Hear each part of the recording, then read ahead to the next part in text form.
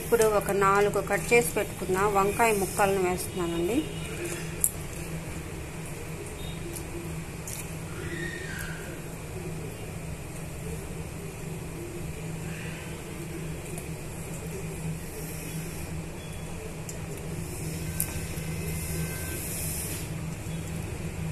Cut చేసి పెడుతున్న వంకాయ ముక్కల్ని వేసేసుకోవాలండి అని.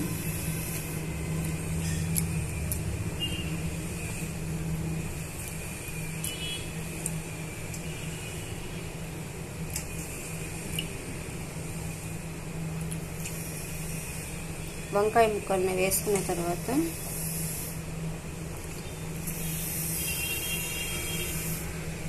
ఇందులోనే కొద్దిగా వాటర్ పోసుకోవాలండి. తగినన్ని నీళ్లు పోసుకోవాలి.